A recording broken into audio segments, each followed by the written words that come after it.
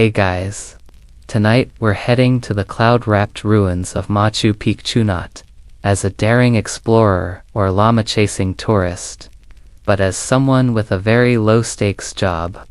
Imagine waking up each day knowing the most important task ahead is gently sweeping sacred stones with a feather duster. That's your world now. The mountain air is thin, the sunrise is gold, and your biggest concern is not scaring the hummingbirds, of course. You probably won't survive this job, historically speaking, altitude sickness, cold mornings, and no Wi-Fi. But hey, that's tomorrow's problem. So, before you get comfortable, take a moment to like the video and subscribe, but only if you genuinely enjoy what I do here. And while you're at it, drop your city and local time in the comments, so we can all fall asleep together, scattered across time zones. Now, dim the lights. Maybe turn on a fan for that soft background hum. And let's ease into tonight's journey together. You rise before the light touches the peaks. There's a gentle bite in the air, and the stone under your feet is still holding onto the chill from the night. You've been assigned to what's known somewhat poetically as a sunrise sweeper. That's not an official title, of course, but it's what everyone calls it. You grab your straw brush, about the size of a squirrel, and your bundle of condor feathers bound with twine. No one else is awake yet. That's part of the magic. Your job is to gently sweep the sacred courtyards of Machu Picchu before the day begins. These aren't ordinary courtyards. They're delicately sloped, geometrically elegant platforms surrounded by thick stone walls built to align with the cardinal directions, or maybe just to confuse archaeologists. Historians still argue whether these areas were ritual grounds or just very fancy patios. As you kneel and begin brushing, it's not just dirt you're moving. You're clearing away the night bits of wind-blown moss, a few dried petals from yesterday's ceremonies, and the ever-present dust carried on alpaca fur. The air smells of cool stone, wet grass, and something faintly citrusy that no one has ever identified. Some think it's a kind of mountain herb.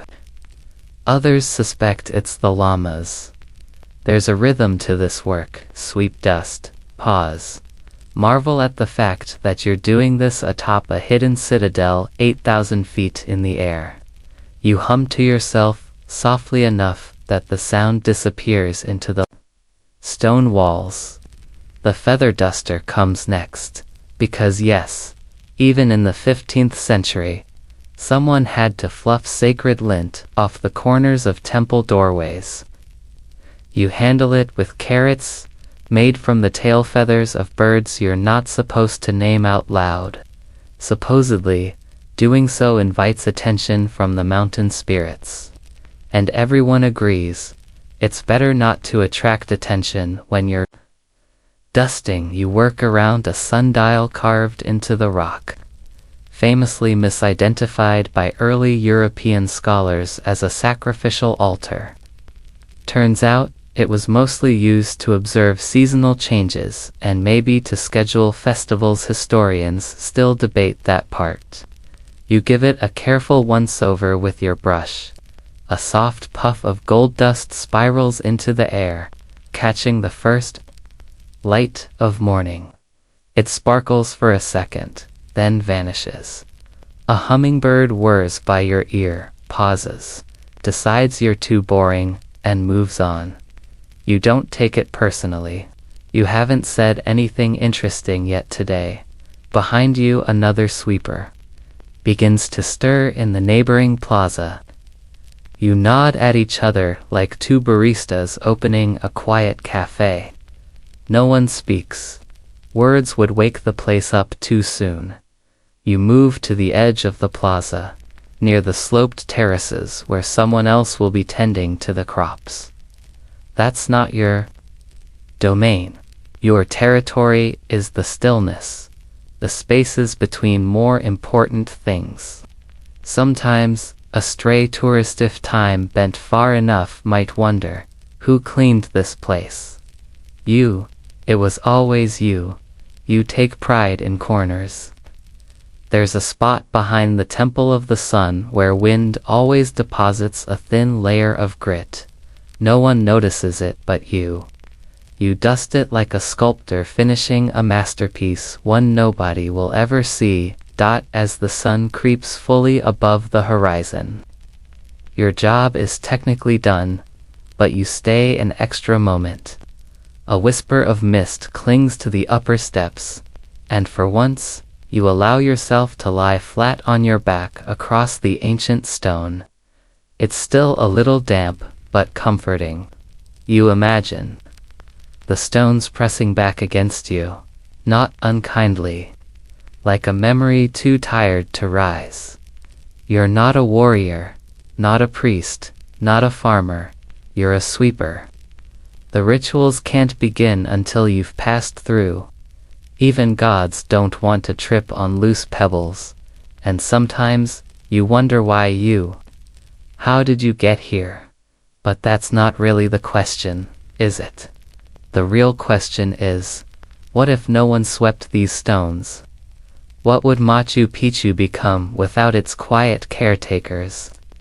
Some say the Incan roads connected heaven and earth, but maybe the true connection was between your broom and this sleepy courtyard. You stretch. A small crackle pops in your spine like dry firewood. Another day begins, and once again, you've made it spotless for a few peaceful hours. You tuck your feather duster into its woven pouch. Tomorrow, you'll be back again before the sun, before the priests, before the noise.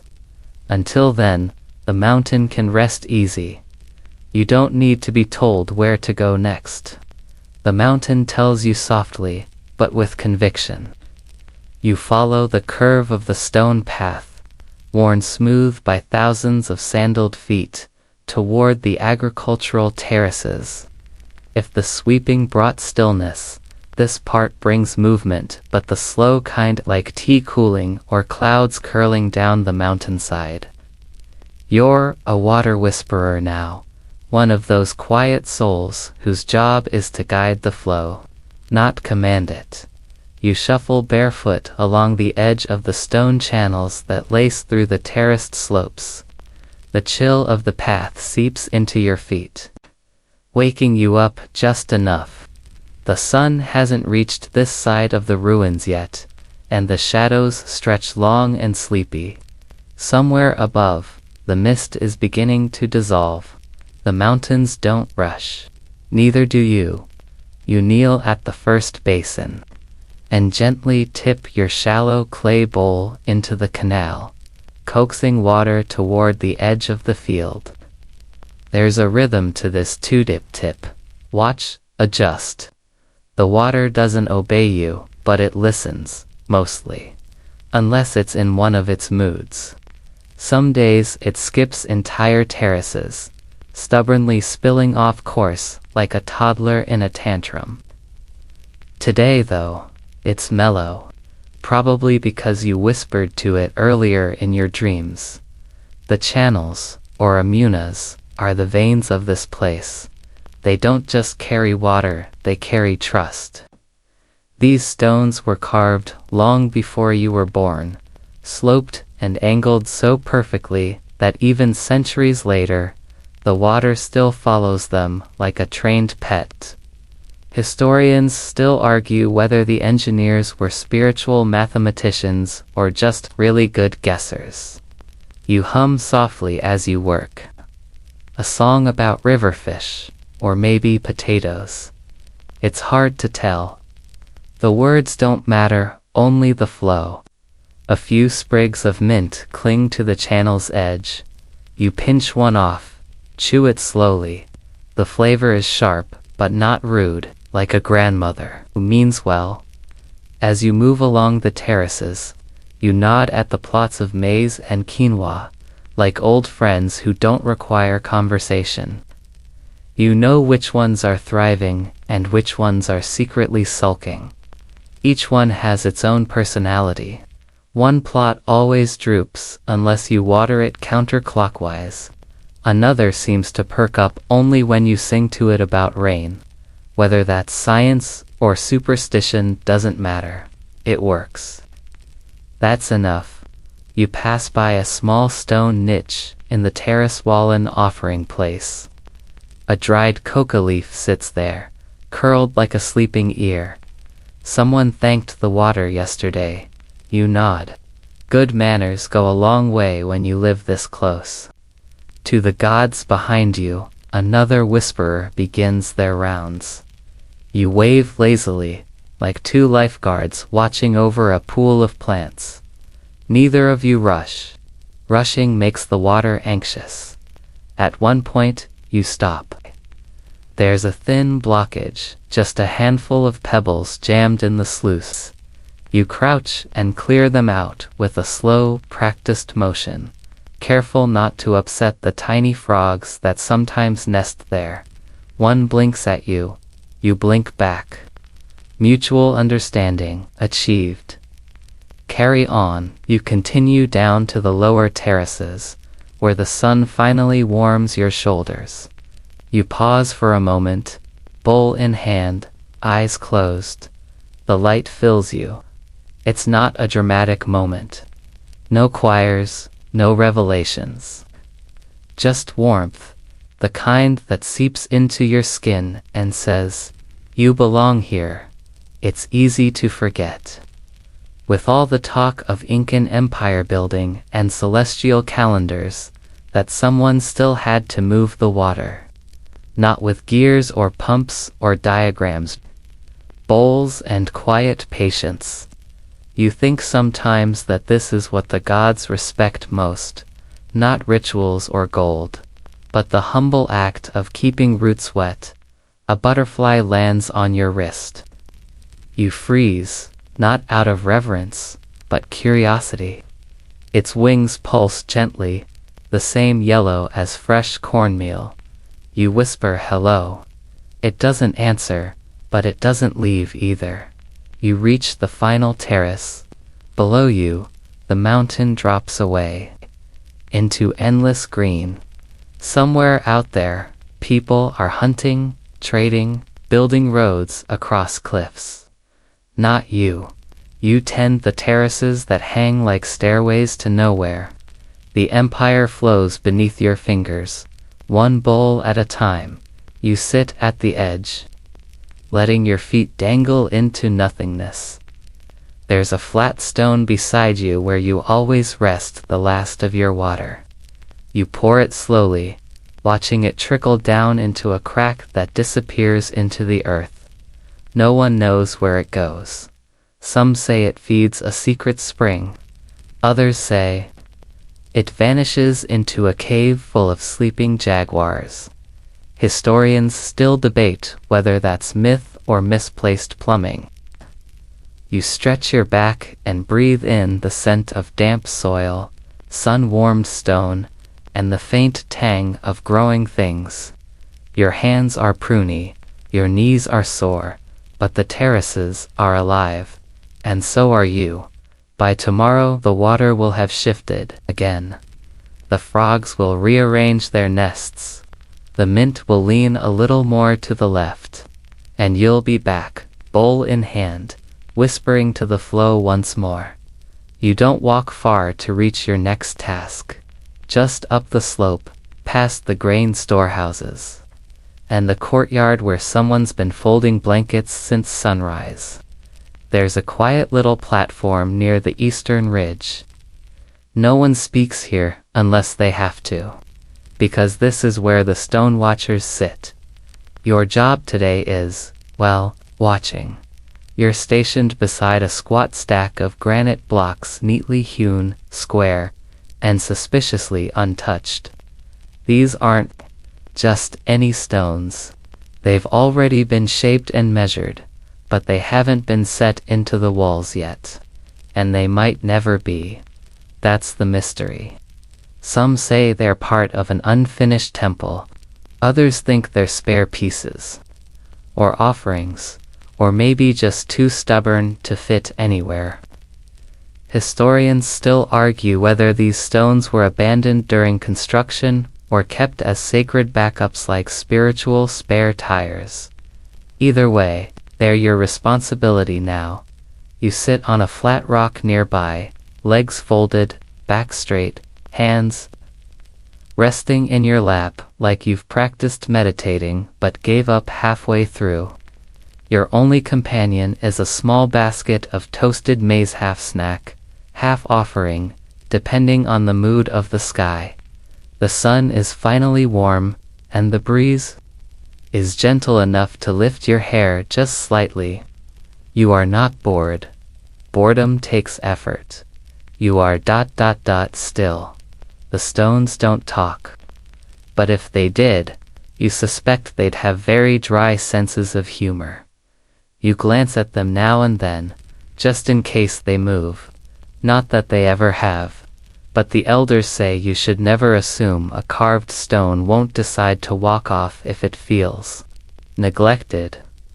There's an old story about a traveler who left a foundation block unattended, only to find it had wandered down the slope and wedged itself into a goat path out of spite.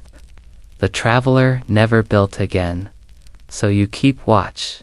Your job is to make sure the stones feel seen. That's it. You're not building anything. You're not measuring. You don't even touch them. You simply sit and keep them company, like a babysitter, for something too heavy to carry and too important to ignore. Some days, masons come by. They kneel next to the blocks, mumble to each other, knock on the surfaces with their knuckles, then wander off shaking their heads. You don't get involved. You've got your role, observer, not advisor. A breeze picks up. You adjust your sitting position by 1 inch, just enough to avoid a stray pebble that's been nudging your tailbone since breakfast. Your basket of maize shifts.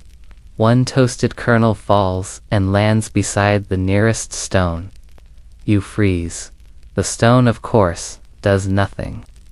Still, you carefully pick up the kernel and place it back in the basket, like someone returning a sacred relic to its shrine.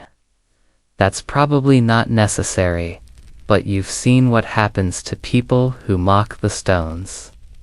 One guy made a joke about stacking them like fruit crates. Next morning, he slipped in llama dung and had to spend a week learning to walk again. Coincidence? Maybe, but you're not taking chances. Above you, a hawk cries out once and vanishes behind a ledge. The silence returns, as steady and wide as the stone blocks themselves. You squint at the top one. Its edges are clean, almost unnaturally so, like it was cut yesterday.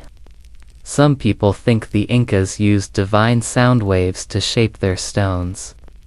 Others say it was just a lot of practice and extremely good chisels. The truth is probably somewhere in between. Historians still debate it, and you're not one to interrupt them.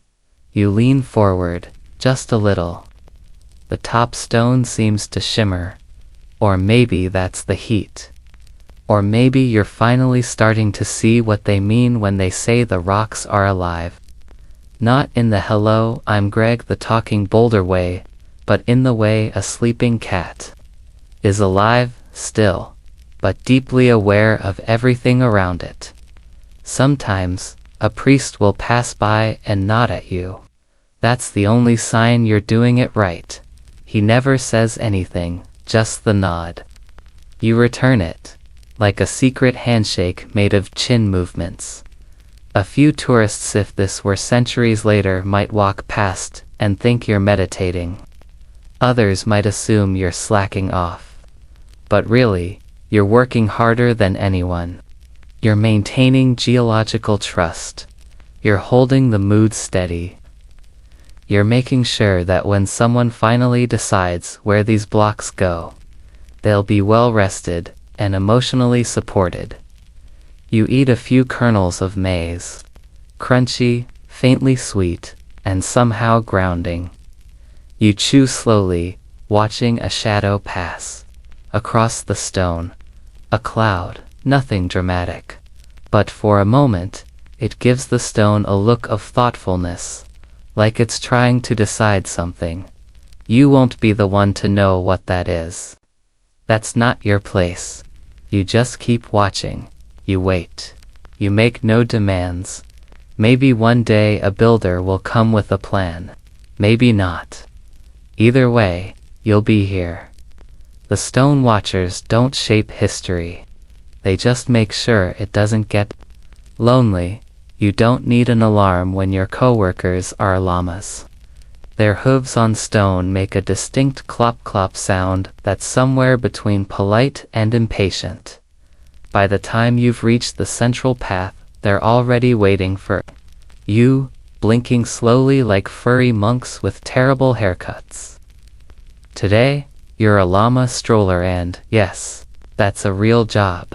Someone has to walk the royal llamas, and someone has to pick up what they leave behind. You grab your walking stick, not for support, but for nudging the more stubborn ones. It has a little carved sun on the handle, personal touch. It does absolutely nothing to motivate the llamas, but it makes you feel important. These aren't working llamas. These are the elite ones, ceremonial and slightly spoiled. Their coats are brushed daily. Their wool is softer than your bed, and they know it. They blink at you with noble indifference, like small, judgy philosophers. You begin the loop around Machu Picchu's upper walkways, letting the llamas lead, because honestly, they will anyway.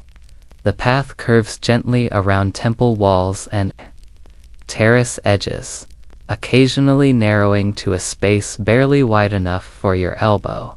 The llamas handle it with grace. You, less so. You carry a little reed scoop and a pouch for collection. Yes, that's what you think it is.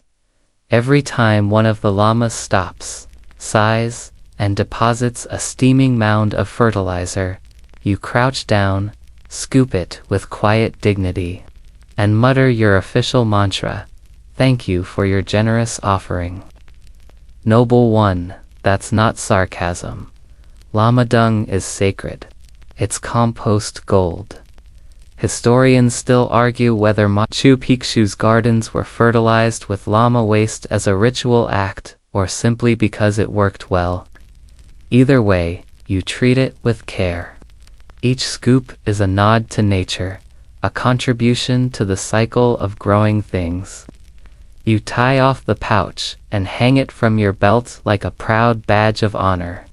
It swings slightly as you walk, a kind of earthy metronome. One of the llamas, his name is unofficially Emperor Fluffstops, to sniff a patch of moss. You wait patiently. That's the rule. Never rush a llama. They hate that. Emperor Fluff turns his head slowly to look at you. His eyes are unreadable. Then, with exquisite slowness, he resumes walking. You catch up, taking care not to trip on the loose cobbles. Your job isn't just ceremonial. These walks keep the llamas fit, the trails clear, and the dung evenly distributed. You're like a cross between a personal trainer, landscaper, and poop courier. Glamorous? No. Meditative. Surprisingly, you pass a group of sweepers near the Sun Temple. One raises an eyebrow at the growing pouch on your hip. You nod, proud. There's a silent ranking among caretakers. Those who clear dust, those who move water, and those who collect from royal llamas. Everyone pretends not to care. Everyone cares sometimes. You talk to the llamas. Not out loud, but in your head. You imagine their responses are deeply philosophical, like, why do we walk in circles? To remember that all paths return to the same sky. Do they actually think like that? Probably not. But it passes the time. The loop brings you to a rest point, a stone platform with a view of the valley. You pause here, letting the llamas graze lazily on tufts of grass that have somehow rooted in cracks. You sit nearby, legs dangling over the edge. The view is stunning. A patchwork of forested cliffs, clouds drifting like lazy ghosts, and the sound of distant water falling somewhere unseen. You munch on a bit of dried corn from your pouch. One llama eyes your snack. You break off a piece and hold it out. It sniffs and walks away. Typical. You've often wondered if this job has always existed. Were there ancient llama strollers before you, watching the same clouds, scooping the same dung, whispering the same soft greetings to indifferent animals? Historians still debate how much of Machu Picchu was ceremonial versus functional. But one thing's certain, llamas didn't just wander in by accident. A few tourists imagined centuries ahead might take pictures with these animals, completely unaware that you, long ago, escorted their ancestors on dignified strolls while maintaining a strict code of silence and scoop etiquette. You rise slowly, brush your tunic, and tap your stick twice. The llamas understand the signal, or they ignore it and happen to move anyway. Hard to tell. You start the return loop. The air smells of moss, damp wool, and the faint temps of sun-warmed dung. It's not unpleasant, just honest, like your job. The final bend approaches, leading back to the llama pen near the upper terraces. Emperor Fluff pauses one last time to chew a leaf you're pretty sure he's not supposed to eat. You let him. It's been a good walk. You guide them gently through the stone gate, unlatch the woven cord, and let them saunter back inside, Fluff bouncing with each step. You set the pouch down near the compost pile, carefully. One of the priests will collect it later, for garden use. You bow slightly, not to the priest, to the pile. Out of respect, your shift ends, not with applause, but with the quiet knowledge that you've completed your circle. The llamas are calmer, the paths are cleaner. The dung is harvested. Balance has been restored. You wash your hands in a trickling side channel, splash your face, and smile faintly. The mountain watches, amused but grateful. It's hard to say. When you became an expert in folding, it's not something you're born with. It's more like something that slowly wraps itself around you, like, well, a blanket. Today, you're on royal blanket duty. And that means no sweeping, no walking jammas, no elegant water whispering. Just folding, refolding, and folding again, but with flair. Your station is tucked into a sunlit alcove beside the priestly quarters. Not quite temple, not quite storeroom. Inside, stacks upon stacks of finely woven alpaca blankets, each one hand-dyed, hand-loomed. And if you believe the rumors once used by a high priest or sacred astronomer. Which is why you can't just fold them willy-nilly. Nope, there's a method, a system, a sacred geometry of linen. Every fold must be straight, each corner aligned with the next like constellations. Today, the blankets are patterned with tiny spirals, stylized hummingbirds, if you squint, or intestines. It depends on the angle you begin the ritual. Unfold the first blanket. Shake it gently, no snapping. This is Machu Picchu, not a laundromat. The fibers shimmer in the sun. Soft, but with authority. You fold it lengthwise, then again into thirds, then into a shape resembling a small llama loaf. There. Perfect. You repeat this dozens of times. Not because anyone asked for that many blankets, but because once you start folding, it's hard to stop. Some say the Incas believed in cyclical labor, the idea that repetition was itself sacred, that by repeating the same motion with intention, you were echoing the cycles of the moon, the seasons, the cosmos. Historians still argue whether that belief applied to chores like this, or was only symbolic. Either way, you take it seriously. You are now a tiny cog in the celestial blanket machine. The best part of this job, it smells incredible, like fresh wool, mountain air, and whatever incense wafts over from the temple next door. Occasionally, a breeze lifts a corner of a folded stack, and you get to feel very important as you press it back into place, as if you're maintaining the very structure of the universe. There's a stack in the corner that no one touches, blush red with gold threads. That one's folded 9 times and left alone. No one's allowed to touch it except during solstices. You once saw a priest hover his hand above it as if listening for a heartbeat. Maybe it's just ceremonial, or maybe it holds secrets. You wouldn't know. You just refluffed the edge and walked away like nothing happened. You keep a tally stone nearby. For every 20 blankets you fold, you mark a small notch.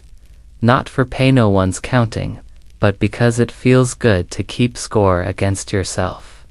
Today you're already at 50. You may celebrate with an extra helping of sweet potatoes at dinner. There's one other person who sometimes folds blankets with you, a quiet boy named Quello. He's older than he looks, younger than he acts, and never says a word. You nod at each other occasionally. Once, you passed him a particularly wrinkled blanket. He unfolded it, studied the fibers, then folded it into a perfect spiral without blinking. You nodded. He nodded back. That was the most meaningful exchange you've ever had with another human. The afternoon light shifts, sliding across the floor. You reposition your folding spot so you're still warm, still in the sunbeam. The stack grows. Your fingers move without thinking now. It's become muscle memory, like breathing, or yawning dramatically when someone mentions a council meeting. You stop for a moment to admire your work. The blankets are lined up like little rainbow rooftops, angled just so. You squint. The last stack might be leaning, just a little. You redo it. You feel better. The priest walks by, pauses, and raises an eyebrow. You brace yourself. He speaks. The tassels. Today they face east. You nod. Of course. The tassels must face east. He disappears. You rotate every stack precisely 90 degrees. You do not sigh. This is the work. This is the job. This is the sacred architecture of lint alignment. You sometimes wonder if this entire complex Machu Picchu itself, really just a giant blanket, folded by gods, resting between sky and forest. And here you are, folding smaller pieces of it, echoing their grand gestures in miniature. A gust of wind sneaks through a gap in the stonework and knocks one blanket off the top of a stack. You stare at it, it stares back. You walk slowly over, pick it up, shake it, and fold it again. This time with feeling as you replace it. You pat the stack gently. You swear it settles like a cat curling into sleep. You sit back on your heels. The sun has begun to slide behind the peak above. You stretch your back. Your knees crack like old floorboards. You look around at the perfectly arranged stacks and feel something like pride. Not loud, not flashy. Just a quiet hum of completion. The day's folding is done. Tomorrow, someone will open a few for ceremony. A tassel will need fluffing. A fold will wrinkle. And you'll be right back here, smoothing the seams of civilization, one sacred corner. You head down the slope now, toward the workshop terraces, the ones where pottery is fired and shaped and occasionally sung too. Today, you're not the one shaping clay or stoking the kilns. No, you're something even more obscure, a pottery listener. That's right. Your job is to listen to pots. You step inside the covered stone workhouse, where dozens of ceramic vessels line the low shelves, each slightly different in shape, tone, and temperament. The air smells of ash, warm earth, and something slightly burnt. The kind of smell that says, yes, someone forgot to turn the pot. You make a mental note to check on that later. You sit cross-legged on the cool floor, near the center of the room. In your lap is your toolkit. One woven cloth, a polishing stone, and your prized instrument, a long, curved llama bone used to tap test finished vessels. You're not here to judge the art.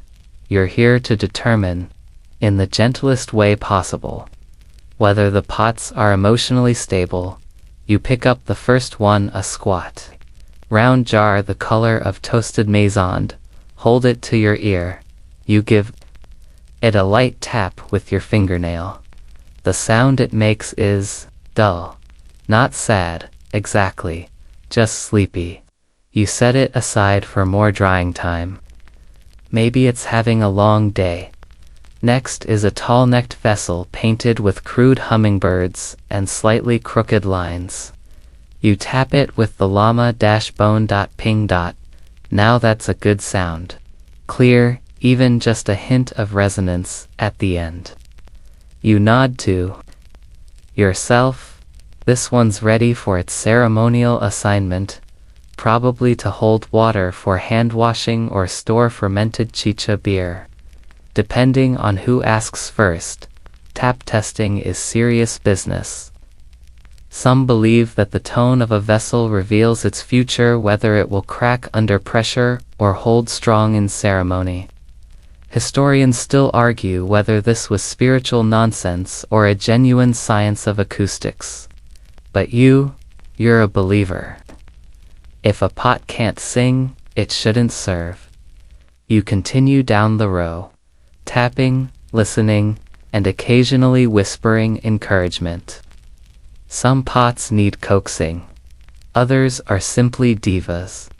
You come across a bowl with a warped lip. It hums slightly off-key when tapped. You tilt your head and give it a second try. Still wrong. You pat it gently and set it in the corner with the other almosts. You don't call them rejects. That would be rude. They're just misunderstood. Quello, the blanket folder from yesterday, peeks in through the doorway. He's holding a lopsided pot like it's made of glass. You beckon him in. He hands it over with reverence. You tap it. WOCK. You raise an eyebrow. He shrugs. You both nod solemnly and set it next to the others. There's a mutual understanding. Not every pot is destined for greatness, but each deserves a chance to speak.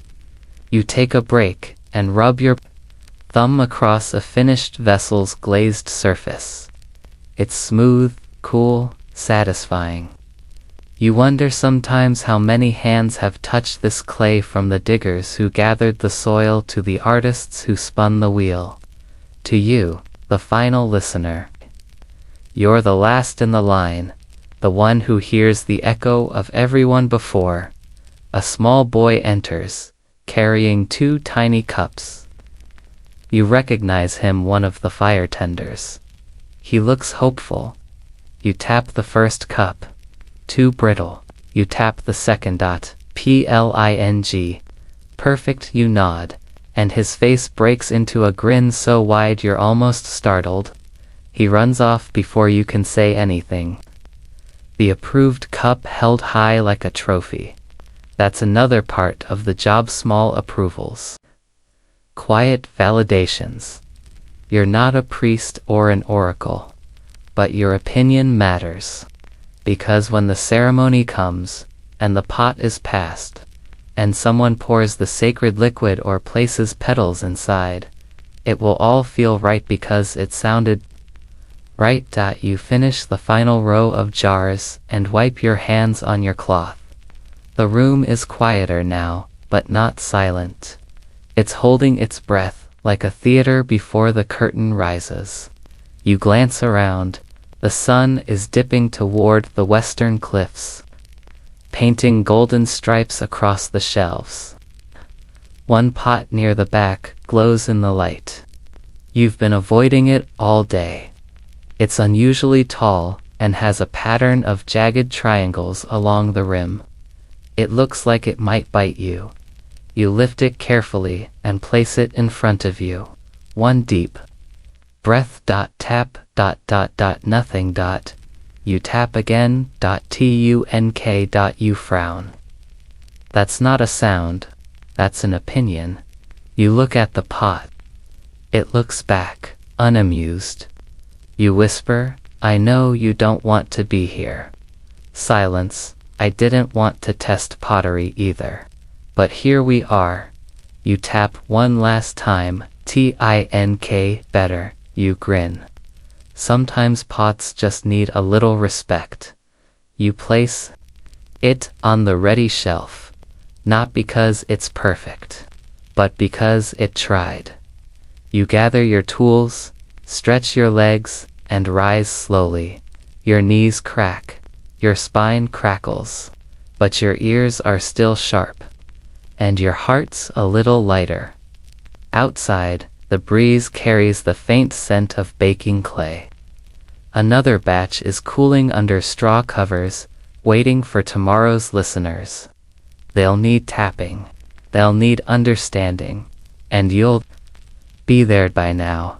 The stone beneath your soles has warmed just enough to be called comfortable, not cozy, but agreeable. You follow a narrow curving path toward the temple quarter, where the steps begin to narrow, and the spaces grow quieter, tighter, more secretive. Today, your job is one of the oddest in the hierarchy of peaceful Machu Picchu roles. You are what's politely called a stair smoother. No, not a builder, not a mason, a smoother, as in, you polish the steps. You kneel, press cloth to stone, and buff away the little scuffs left behind by sandals, hooves, and yesterday's ceremonial feet. The steps are uneven on purpose, engineered that way to slow people down. Some think it was spiritual, forcing humility. Others say it was practical, a brilliant form of erosion control. Historians still debate whether the stepped irregularity served cosmological functions or simply made rain less dangerous. You don't weigh in, you just polish them. You begin on the lower tier, where moss likes to gather in the corners. You unwrap your smoothing cloth. It's made of llama wool, soaked in warm river water, scented faintly with crushed herbs and a pinch of ash. It smells like fresh beginnings and damp socks. You settle in, cloth in one hand, calloused fingertips in the other. Your rhythm is slow. Rub, wipe, breathe. The stone doesn't shine. It's not that kind of polishing. It just ... cooperates. You're not aiming for sparkle. You're aiming for touch.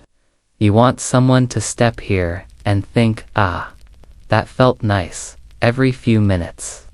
You pause and run your fingers along the stair edges.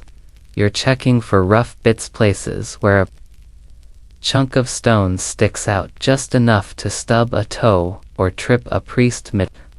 You know which ones are harmless and which ones are a lawsuit waiting to happen. If lawsuits existed, there's a curve in one stair that you particularly love. It's worn into the perfect shape of a resting foot, and no matter how many times you polish it, it always welcomes your palm like an old friend. You whisper to it, "Still here." It doesn't answer, but you feel it nod. You shift up a step. The view from here is a little wider. You can just see the tip of the guard tower. Across the way, where two hawks are arguing over who gets to sit on the best rock. You like this angle. The city unfolds in quiet layers, and you're smoothing one of its many seams. Sometimes, other jobs get the attention. The astronomers get the stories. The priests get the platforms. The farmers get the gratitude. But you make sure no one twists an ankle. You keep the literal path clear. If the empire were a poem, you'd be the punctuation. You notice a faint scratch along the third stair from the top, possibly from someone dragging a ceremonial drum instead of carrying it. You rub it with a bit more pressure. It fades, not gone, but less intrusive. You nod to yourself. That's enough. Someone walks by, a messenger perhaps, his sandals slapping the steps above you. You press yourself to the side. Let him pass. He doesn't look down. He doesn't thank you. He doesn't even notice. But his pace quickens slightly after the turn, and you know why. You smoothed that step last week. It has bounce now. It encourages movement. You take a moment to rest your back. Sitting on steps is not ideal. You shift your weight, stretch one leg, then the other, and munch on a few toasted lupin seeds from your pouch. Crunchy, slightly bitter, still better than the temple soup. A small girl runs past you, barefoot, laughing. Her mother scolds her. From somewhere you can't see, the girl vanishes up the path. You check the stairs she used. No smudges. You're impressed. That's craftsmanship. You move to the final set, steep ones, heading toward the sacred rock. You've saved these for last because they demand the most attention. People kneel here. People cry here. You've seen it. They place their foreheads to the stone, as if trying to listen to the ancestors. And they don't want gravel stuck to their brows, so you polish with reverence. Slow circular motions. You hum a little tune, something your grandmother taught you. It doesn't have words, just the lilt of water passing over stone. There's one step with an ancient chip, a jagged bite on the side. You never smooth that one. It's part of the story. You suspect it came from a dropped ceremonial blade, or maybe a moment of clumsiness during a ritual dance. Historians still argue whether the flaw was repaired in ancient times or intentionally preserved as a sacred scar. You've heard both sides. You've sided with the scar. By the time you're done, the entire stairway gleams not in the sun, but in spirit. The edges are softer. The passage feels safer. The energy flows differently. It's ready for another day of silent footsteps, dignified marches, and maybe the occasional child sprinting up it like a tiny whirlwind. You stand, stretch, and shake out your cloth. Bits of grit and a few stray hairs fly into the wind. You fold the cloth into a triangle, tuck it into your pouch, and bow just slightly to the steps. They've been kind today, and you've returned the favor. You return to the middle terraces just in time for what everyone unofficially calls rock arrangement hour. The title is misleading. There's no hour, and almost no one notices what you do unless you forget to do it. Then suddenly, the entire city seems just a little off, because today, your role is one of the most quietly satisfying of all. You're the arrangement attendant for ritual stones. In simpler terms, you move small rocks back where they belong. Scattered across Machu Picchu's platforms, you'll find dozens of small, hand-sized stones placed in circles, spirals, lines, or tight triangles near corners and walls. They're not part of the original construction, but they've been there for as long as anyone remembers. Their meanings, unclear, their function, unconfirmed, but everyone agrees they matter. And every morning, someone irreplaces the ones that wandered.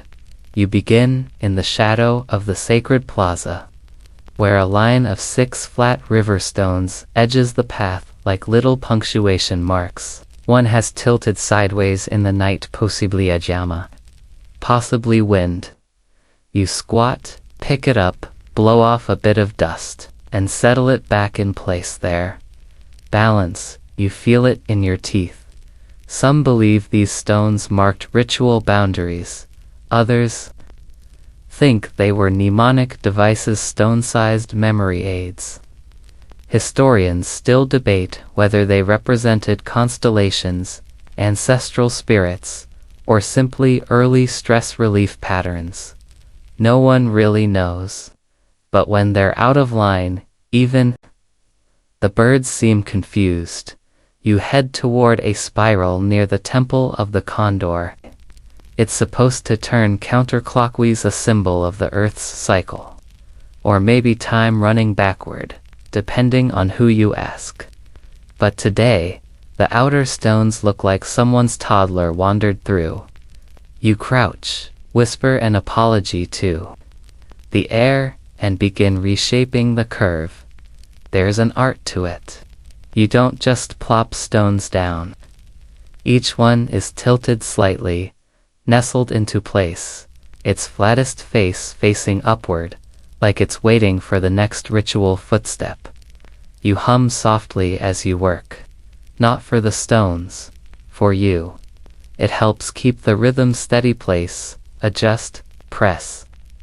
Place, adjust, press. One stone refuses to sit still. You try 3 different angles. It wobbles no matter what. You set it down beside the others, and reach for a better one. You'll deal with the diva later as you work. You notice a familiar pattern across several platforms, 3 small stones in a line, always spaced a hand's width apart. You don't remember placing those yesterday. No one claims credit. But they appear all the same, like breadcrumbs left by history itself. You line them up more precisely, just in case someone's using them to map something you'll never understand. You arrive at a crescent-shaped arrangement near the water shrine.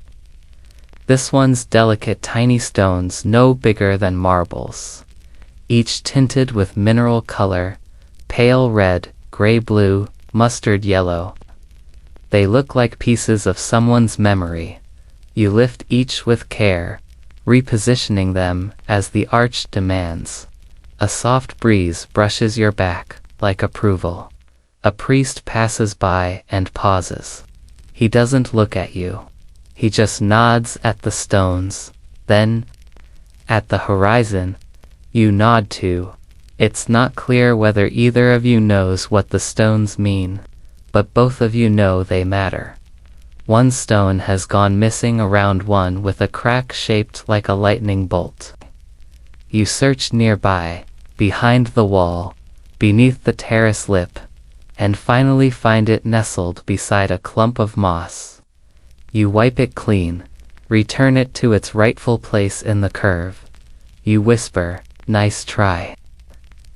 Sometimes, you wonder what the original stone placers were thinking. Were they priests, artists? Were they planning some kind of enormous, slow-moving sundial?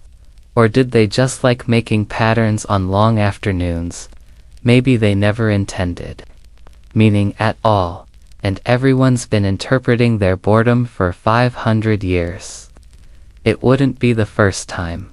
Historians still argue whether the arrangement of such ritual stones had a standardized meaning or were unique to each temple. Quarter, some think they aligned with the sun's position during festivals. Others say they were just there to keep spiritual energy circulating properly, like acupuncture. But for dirt. You adjust the final grouping near the observatory 12-pointed stones in a starburst. You check the angles against your shadow. Close enough. You press each into the earth slightly, enough to hold but not bury them. These stones aren't meant to be hidden. They're meant to be seen and forgotten at the same time. By the time you finish, the mountain breeze has picked up. Some of your earlier work is already covered in fallen petals and a few curious feathers. That's fine. You'll do it again tomorrow. The job isn't about permanence. It's about returning things to their place, knowing full well they won't stay there. You walk the path once more, slower this time. The stones are in order. The spirals curve with purpose. The crescents cradle space. The city feels peaceful again. And that one diva stone, still off to the side. You pick it up. You try once more. It fits. The late morning sun casts slanted golden shapes across the stone walkways, now catching in corners, sliding across altars, and warming your arms. Just enough to make you pause for a lazy stretch. But there's no rushing today. Your task is delightfully slow. You're the official rest monitor. Yes, that's the job. You stroll slowly through the sanctuary spaces, through narrow corridors and open terraces, to ensure that the right people are resting in the right places, and that no one, not even the most enthusiastic stonemason, pushes beyond their allotted energy. Here, at Machu Picchu, even rest is regulated with the care of sacred ritual. You carry a short staff, not for walking, but for pointing. Tipped with a soft bronze leaf, it makes no sound when it taps stone. That's on purpose. Rest monitoring requires stealth. If someone sees you coming, they might pretend they aren't exhausted, and then where would the empire be? Full of secretly cranky builders. You can't have that. Your first stop is the weaving house, a shaded little structure, where 3 artisans are meant to be on break, stretched out on their back warming mats. 2 of them are snoring peacefully. The third is suspiciously upright, stitching what appears to be a decorative cuff. You approach slowly. Tap your staff lightly on the stone. She freezes. You say, in your best monotone, scheduled rest period. She looks at you, then at her stitching. Then sighs. I'm almost done with you. Raise your eyebrows. She sets it down there. Rest achieved. You nod once and move on. Next is the lower terrace, where 2 irrigation apprentices are meant to be reclining. Under a rock ledge, faces shaded, feet up. You peek around the corner. Both are lying down, but they're talking. Animatedly, hands waving. You creep closer. They're debating. How many canal inlets are too many for one field? You shake your head. You make your presence known with a polite throat clearing. One apprentice jolts. The other pretends he wasn't making gestures. You remind them, the ancestors can't flow through tired vessels. It's something the priests say. It works every time. They lie back down immediately, hands behind heads, mouths firmly closed. You leave them with a little approving hum. Historians still argue whether structured rest in places like Machu Picchu was part of a spiritual code or a practical necessity born from the thin air and steep terrain. But here, in your world, it's both. When your city is perched on the shoulders of gods, every nap is sacred. You stop by the corner garden next. The gardener is curled up in the shade of a bean trellis, a straw hat over his face, mouth slightly open. Perfect. You adjust the angle of the hat so it covers more sun. The man mutters something about potato ghosts and goes back to mumbling. The best part of this job is you're never not resting. You're moving, yes, but gently. You don't raise your voice. You don't carry anything heavier than your staff. You walk like a breeze and speak like a whisper. You are, in every sense, a soft presence. At one point, you find a trio of children pretending to nap under a ceremonial bench. They're clearly playing some version of Dead Ancestor. One opens an eye. You raise a brow. He immediately closes it again and begins fake snoring. You let it slide. Technically, they're lying down. Sometimes. You sit for a while yourself. Not too long, just enough to remind the city what proper resting looks like. You pick a patch of warm stone near the west slope, rest your back against a wall, and close your eyes. The breeze brings you the faint scent of mashed herbs from the kitchen terrace. You hear 2 pigeons squabbling in the fig tree, then making up. Somewhere nearby, someone drops a reed flute, followed by an oops, and then quiet again. You breathe slowly, inhale, exhale. There's something deeply satisfying about a culture that builds temples with the same energy it builds napping. Schedules. Where pauses aren't laziness, but maintenance. Where stillness isn't waste, but worship. You remember once overhearing a traveless some highland merchants coughing at your job.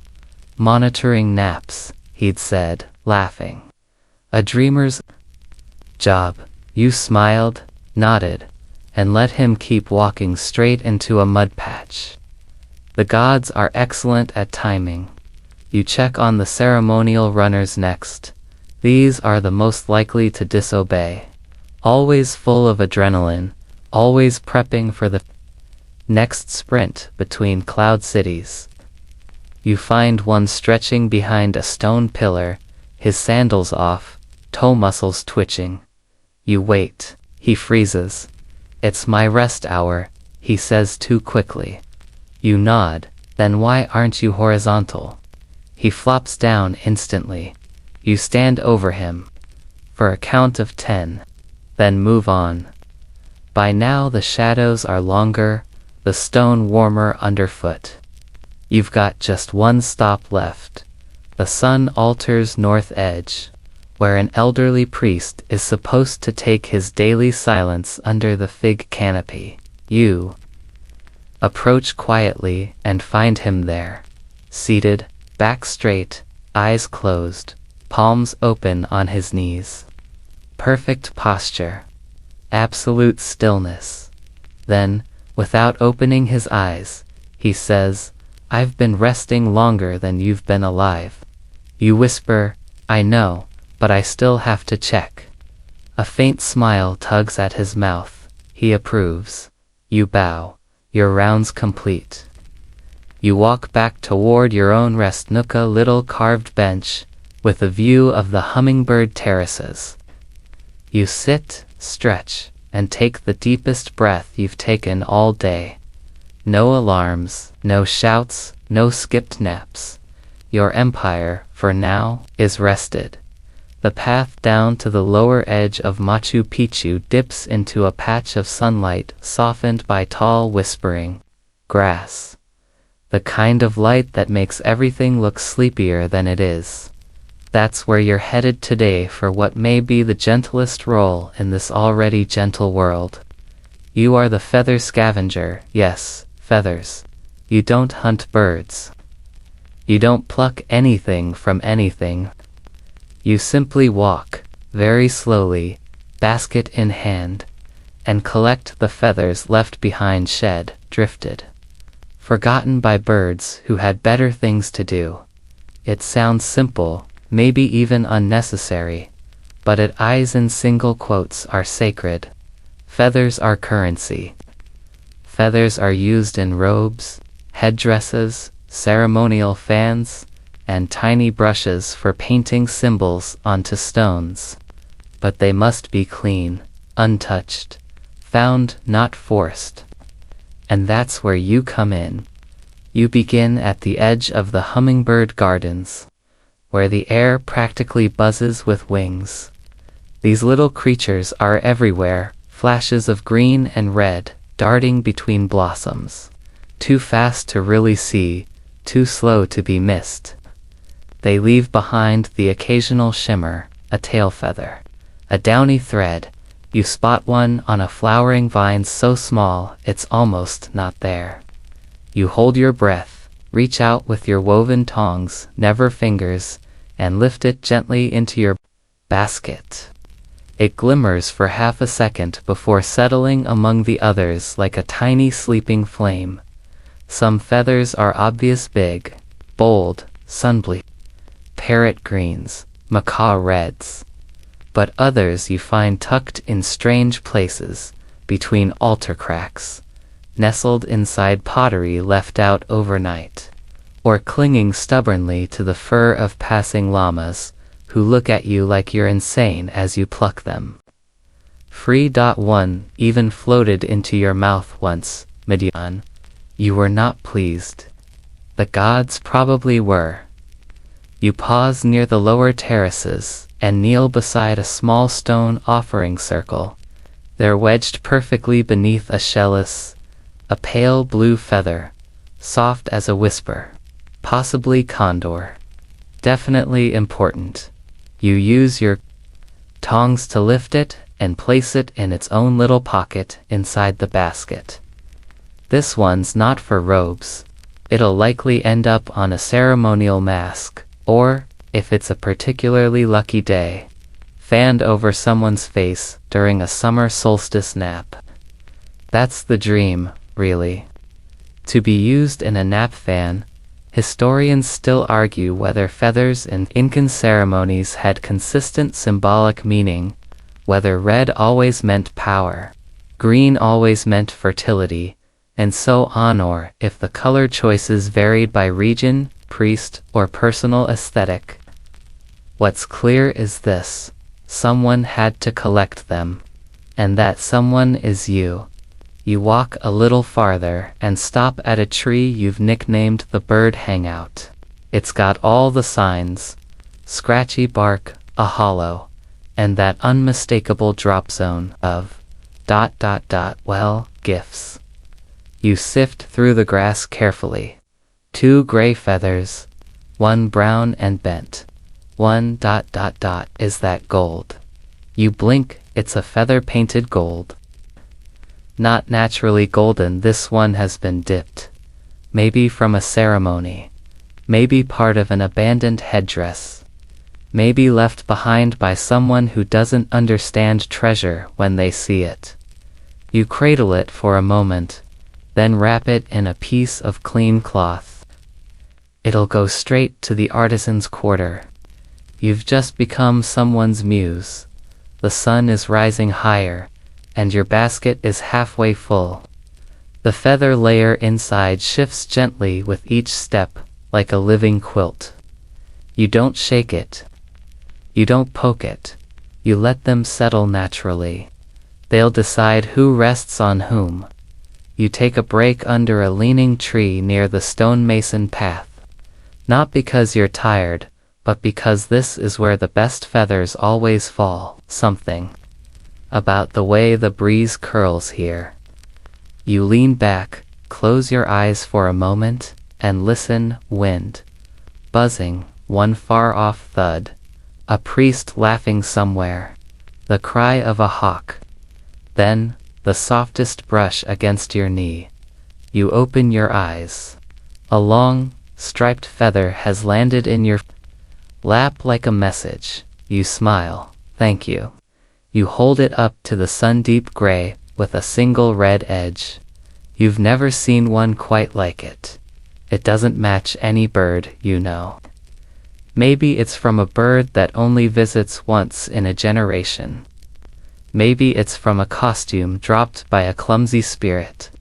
You don't question it. You place it on top of the others. You keep walking. On the path back toward the central sanctuary, you check your favorite crevice under the sunstone. No feathers today. Just a beetle cleaning its antennae like it owns the place. You nod respectfully and move on. Back at the workshop, you lay out your collection on a clean mat. The artisans come by one at a time. One picks out 3 hummingbird feathers for an earring. Another chooses a parrot feather for a fan meant for a priest's wife. One asks about the golden feather. You shake your head. Not for sale. Not yet. You arrange what remains into bundles by type, by size, by softness. You separate the dull ones from the display-worthy, but none are discarded. Even the bent ones will be used to brush, dye, or clean the tips of reed pens. Feathers don't go to waste. Your final task is to carry 1 bundle to the temple. Not because anyone told you to, because it feels right. You leave 3 feathers, blue, green, and red, on the altar. No one sees you do it. You walk away slowly, basket now empty, heart strangely full.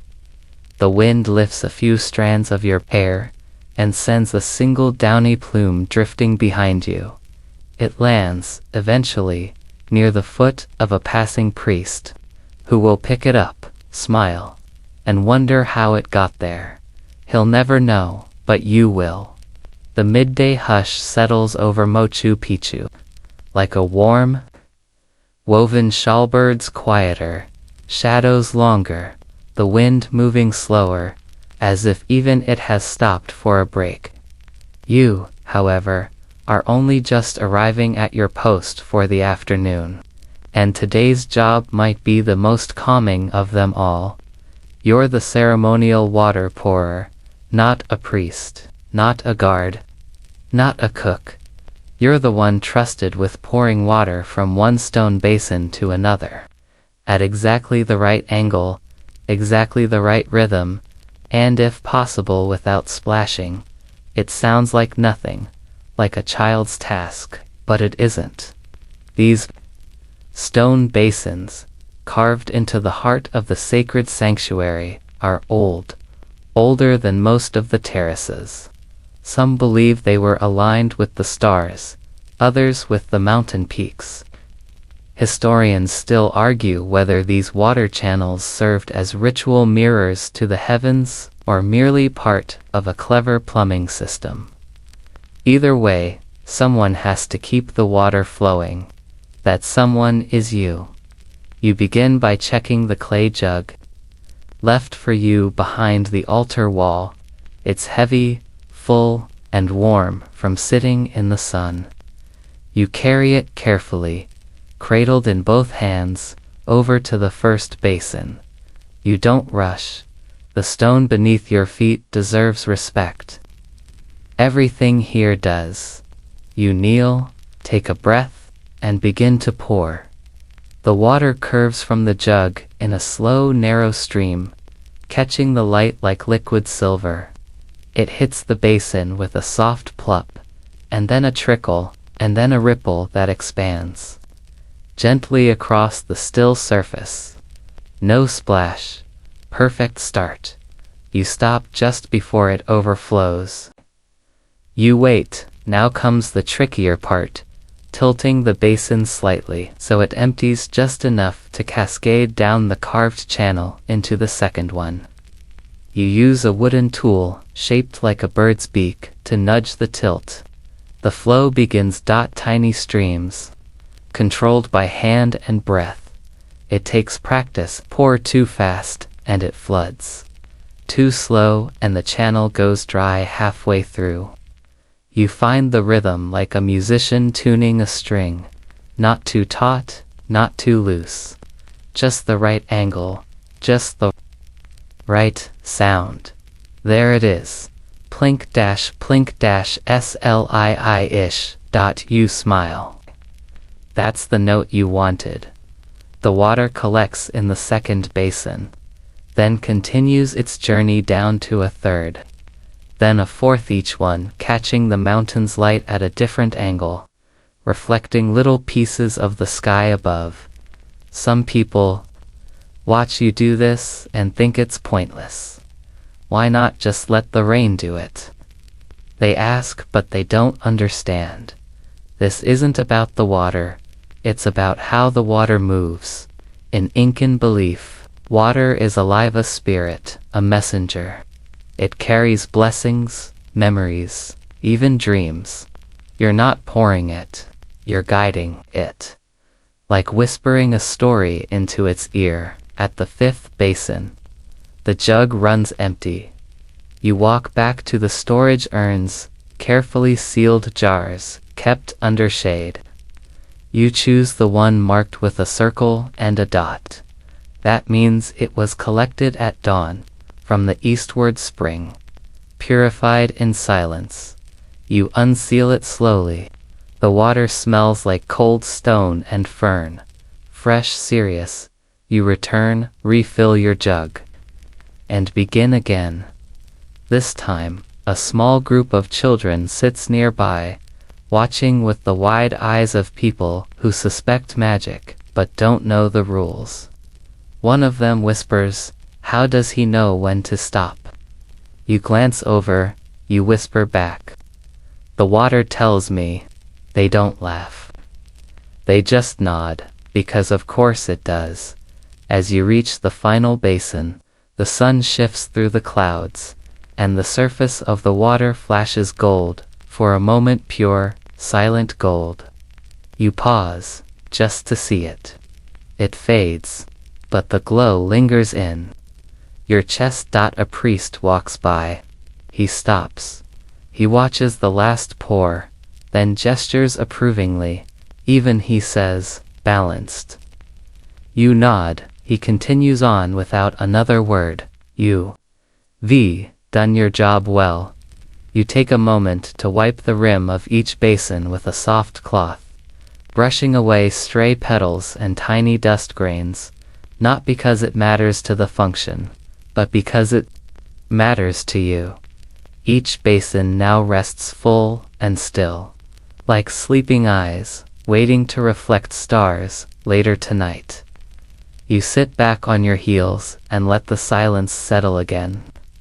There's something immensely satisfying about finishing a job where your success is defined not by applause, but by stillness. The more peaceful it is, the better you've done. You drink a bit from your jug, just a sip. It tastes slightly mineral, slightly cold, but mostly like mountain. You lean back against the stone wall and rest your hands in your lap. From somewhere higher up the city, a flute begins to play. A slow, winding melody that sounds like water, if water knew music. You don't move. You just let it fill the air around you. There's no rush, the basins are full. The city is clean, the channels are singing, and for now, your work flows on its own. The afternoon light deepens, casting long shadows that stretch lazily across the terraces, and you find yourself drawn toward the lesser-known corners of the city, the tiny nooks where the guardians of plants do their quiet work. Your role now is as the herb whisperer, a title as soft as the leaves you tend. You don't merely water plants or pull weeds. No. Your task is to listen to the herbs, an ancient practice, equal parts intuition and patience. You move through the small gardens tucked between stone walls and ledges, pausing at each cluster to feel the pulse of life. You kneel before a patch of mint, brushing your fingers lightly across the jagged leaves. The scent rises instantly, sharp and cooling, tickling your nose and memories both. You breathe deeply and whisper, "How do you feel today?" No answer, obviously, but you swear the leaves tremble. You move on to the chamomile sunlit and golden, nodding approvingly at their delicate flowers. You pinch a leaf, rub it gently between thumb and finger, releasing a faint scent of honey and sunshine. In your pouch is a small bone tool, carved smooth for the purpose of gentle harvesting. You use it sparingly, taking only what the plants offer, not what you demand. Over-harvesting is disrespectful. The herbs will close up, wilt, or lose their scent. You know this well. Historians still argue whether Incan herbalists followed strict medicinal protocols, or if much of the knowledge was passed down through dream and intuition. What's certain is that these gardens were as much sacred space as any temple. You find yourself at the edge of a tiny plot where coca leaves grow, their broad, waxy surfaces gleaming under the afternoon sun. The coca plant is both revered and feared for ritual, medicine, and sometimes, well, other purposes. You kneel beside it and carefully select a few leaves, placing them in a woven basket lined with cloth. You hear a soft rustling behind you and turn to see an older woman approaching, carrying a clay vessel. She smiles a smile full of years and stories and sits beside you. You listen well, she says quietly. You nod. She points to a patch of lemongrass, its tall stalks swaying gently. The plants speak in wind and light, she continues. But sometimes, they speak through those who care to listen. Together, you work in companionable silence, harvesting with respect, touching leaves with reverence. She tells you stories of herbs that cure heartbreak, of roots that summon dreams, and flowers that carry the sun's laughter. You smile at the thought. Later, you find yourself at a small stone basin filled with water. You dip a leaf of rosemary in, and gently rub it along your wrists, inhaling deeply. The scent grounds you, reminds you that even in this high place between earth and sky, life continues in quiet cycles. You straighten and look out over the city. Somewhere, a llama calls. The sky softens to a deeper blue. Your basket is light, but full of promise. Your fingers still smell of mint, and, as the sun slips lower, you know that the plants will rest tonight, too, and so will you, as the sun begins its slow descent behind the Andean peaks. You wander toward the small, walled enclosure known locally as the Keeper's Garden. This is no ordinary garden, it's a place where sacred plants mingle with ancient stones, where the air smells of moss and whispered prayers. Today, you are the stone speaker, the one entrusted with tending to these silent sentinels. Your task isn't to build or carve or decorate these stones, but to communicate with them more, at least. That's how the old stories go. You move among the towering monoliths and small carved idols, running your fingers over worn glyphs and tracing the ancient lines, whispering the names they once held. One particularly weathered stone leans slightly, its surface mottled with lichen and time. You pause before it and place your palm gently on the cool surface. You have stories, you murmur, but you don't have voices. The wind picks up, rustling the leaves overhead. It sounds almost like a sigh. You smile, knowing the city's heartbeat is often found in these quiet moments. You carry a small pouch of dried herb sage, cedar, and a touch of cocochich carefully, chosen to cleanse and honor the stones. You sprinkle the herbs around the base of the leaning monolith, the fragrant smoke rising in gentle spirals. Nearby, a small pool reflects the fading light. You kneel beside it and dip a cloth into the water, wiping away centuries of dust and moss from a carved symbol. It's a sunburst, half hidden but still radiant. Historians still argue whether these stones were markers of cosmic knowledge or simply memorials to long-forgotten rulers. Some believe they were designed to channel mountain spirits. Others argue they were merely territorial. You don't argue. You listen as you move from stone to stone. You tell them about the day's weather, about the birds you heard, about the travelers who passed. You tell them about the city's hopes and fears, the laughter and the tears. You talk because silence feels heavy, and these stones deserve company. You pause at a small altar stone, adorned with faint red paint. You place a small feather collected earlier, bright and soft at its base. It's an offering and a promise. A soft shadow falls over you, and you look up to see an elder priest watching. He doesn't speak, but nods in approval. You return the gesture, feeling the weight of generations between you. As twilight deepens, you gather your tools and take one last look at the stones. They seem less silent now, less lonely. The garden breathes with a quiet life all its own. You turn toward the city, footsteps slow and steady, carrying the ancient voices gently into the night. The evening air is cool and still, carrying the faint scent of drying herbs and the soft hum of insects waking to their nocturnal symphony.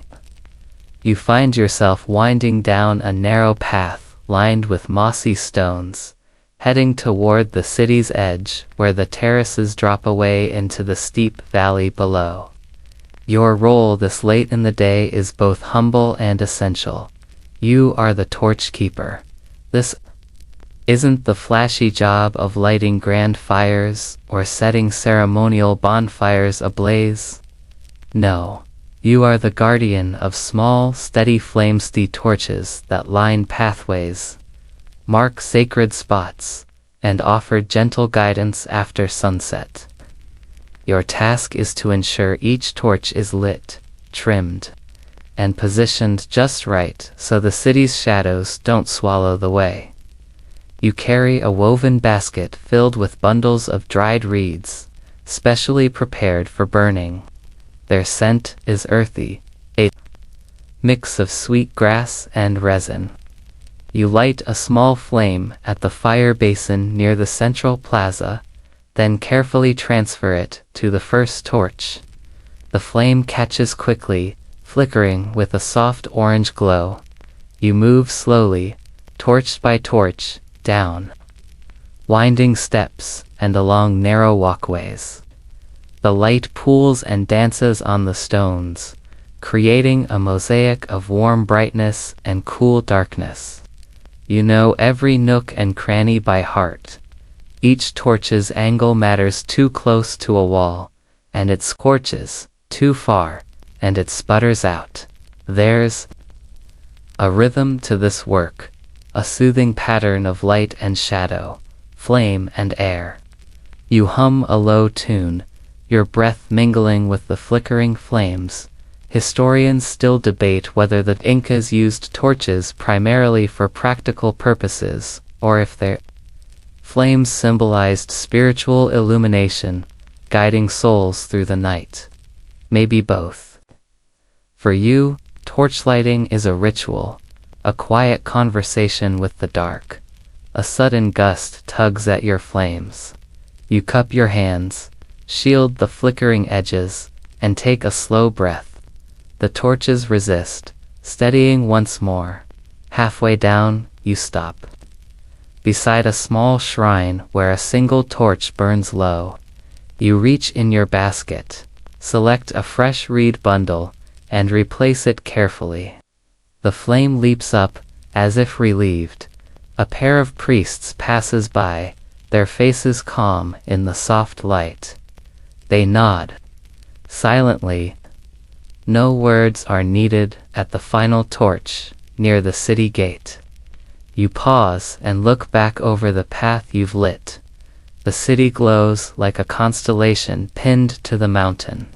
The distant peaks fade into purple shadows, stars beginning to prick the sky. You sit on a stone bench, basket beside you, and watch the flames dance. Your fingers feel warm even after the torch is gone. This quiet illumination feels like a gift, one you give and receive at the same time. As you rise to return to your quarters, a small feather flutters down at your feet. You pick it up, tuck it into your basket. Tomorrow, you think, it will light the way again. Night has fully settled over Machu Picchu, wrapping the city in a velvet cloak pierced by countless stars. The air is cool and fragrant with earth and stone, and the distant murmur of the Urubamba River is a gentle lullaby. You find yourself near the final stop on your day's journey, the Guardian's Watch Point. This is a quiet perch atop a tall terrace, where the view sweeps over the entire city and beyond to the winding river and shadowed mountains. Your job here is simple, but sacred. To keep watch not for danger, but for the subtle signs of the night's rhythms. You're the keeper of stillness, the listener of silence. You settle on a carved stone bench, wrapped in a simple woven shawl. The cool rock grounds you. Around you, the city sleeps, terraces, dark pathways empty, torches flickering softly above. The Milky Way spills like spilled silver paint across the sky. You trace constellations faintly visible through the thinning haze. A soft breeze whispers through the trees, carrying the faint scent of pine and distant smoke from cooking fires. Somewhere below, a llama shifts in its pen. Your eyes slowly close, but your senses stay alert. You listen not for noise, but for quiet, for the pulse beneath the silence. Historians still debate whether Machu Picchu was ever truly abandoned, or if it was a place meant to sleep, to rest, to dream for centuries, until it awoke again in the hearts of those who found it. Either way, you feel it now, in the stillness that the city breathes. You recall the rhythm of the water channels, the shimmer of feathers gathered, the soft glow of torches lined like stars along the paths. You think of the stones, the herbs, the quiet rest of the people who lived here, worked here, whispered secrets to these mountains. You breathe in the cool night air deeply, slowly letting the peace fill you. Here, at the edge of the world, you are both small and infinite. The night holds its breath, and you do, too. Now, dim the lights, maybe turn on a fan for that soft background hum, and let's ease into tonight's journey together. Sleep well, wind dash down as your eyes grow heavy and your breath slows. Imagine the city wrapped in a gentle embrace, the soft rustle of leaves, the faint trickle of water over stone, the distant call of a night bird echoing softly across the terraces. Let your mind float with the cool mountain air, free from worry or haste. Feel the stones beneath you, ancient yet steady, holding centuries of stories and calm. The mountains cradle you like a mother's arms, steady and quiet. Breathe in the peace of this place. Breathe out the noise of the day. The stars above twinkle gently, guiding you into dreams where the city whispers lullabies in a language older than time itself. Rest now. Tomorrow the sun will rise over Machu Picchu once more, and life will stir gently in the highlands. But for now, just sleep. Sweet dreams. End of script. Sweet dreams.